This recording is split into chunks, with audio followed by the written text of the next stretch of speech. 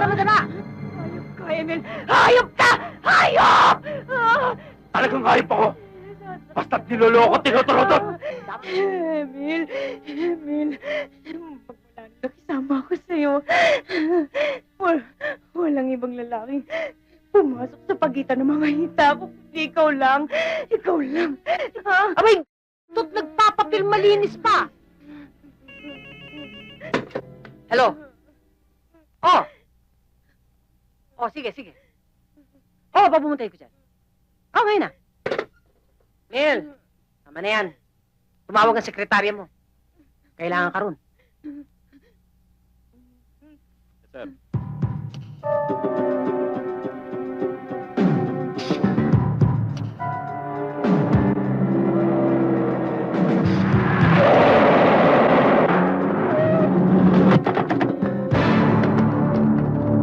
Pare, hold up! Ha?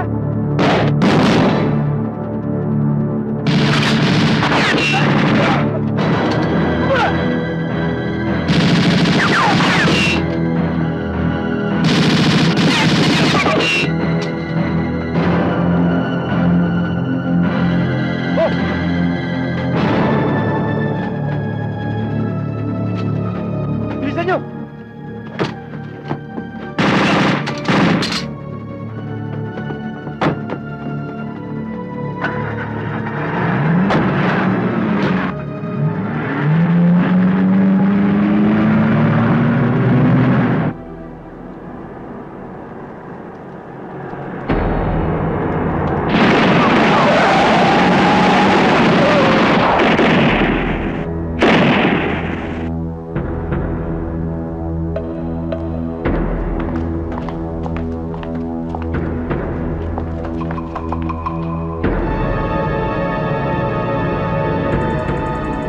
Sige, tuluyan nyo.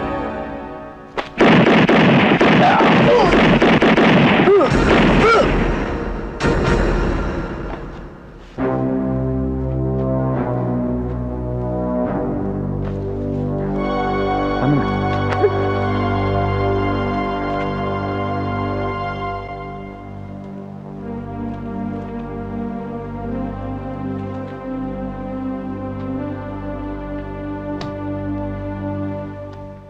Ito ba sinasabi mo buhay na hindi ako magsisisi? Wala akong nabalita ang mabuti kundi puro gulo sa buhay mo. Hindi naman ako lumalapit sa gulo. Ang gulo lumalapit sa akin. Ano ka ba? Nagkamali ako. Nagpakasal ako na hindi ko man lang alam kung anong klaseng tao ka. Hindi naman natin maiiwasan ng ganong klaseng sitwasyon, Kathy. Natural lang naman sa buhay ng mag-asawa yung problema eh. Nakakabit na talaga yun. Yung iba nga dyan, nagkakahiwalay pa eh. Talagang iiwanan kita. Kathy, At aalis ako rito sa impyernong bahay nito. Kathy, sandali! Kathy! Mahal kita. Patawarin mo ako kung hindi kita papayagang umalis. Kung talagang mahal mo ko, hindi mo ko idadamay sa gulo ng buhay mo. At kung talagang mahal mo ko, papabayaan mo kong umalis dito.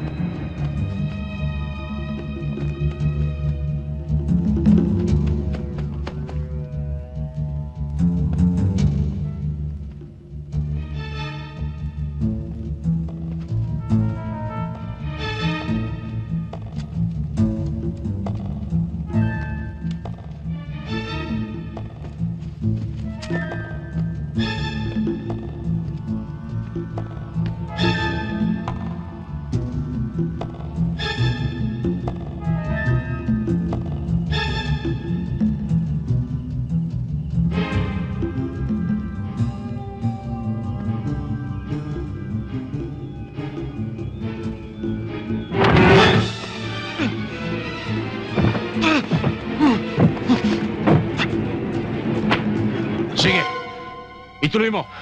At nang maging 3 ang mata mo. Tayo! Bitawan mo yan! Bitawan mo!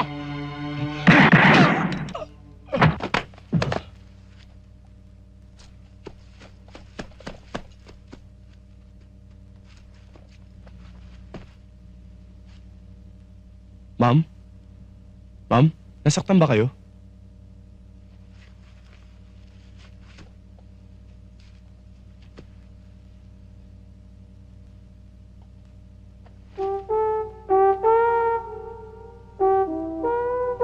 Sarge? Sarge, ikaw ba? Bakit? Nagpalit na ba ako ng mukha? Ikaw, kumita ka lang. Kahit nakatalikod, babarilin mo. Muntik mo na ako napuruhan, ah. Saan mo natutunan yan? Para sa akin, kung nakaharap o kahit nakatalikod, kriminal pa rin. Pare-pareho pa rin sila nag-aasal hayop. Kaya nag-asal hayop ka na rin. Basta't ang importante, Sarge, buhay ang biktima. At, hindi ko naman alam na ikaw yan eh. Tsaka, hindi ko alam na bumigay ka na pala. Bumigay. Sarge, pagamot natin yan. Hindi na. Dalhin mo na lang yan. May reward yan. Para kumita ka naman.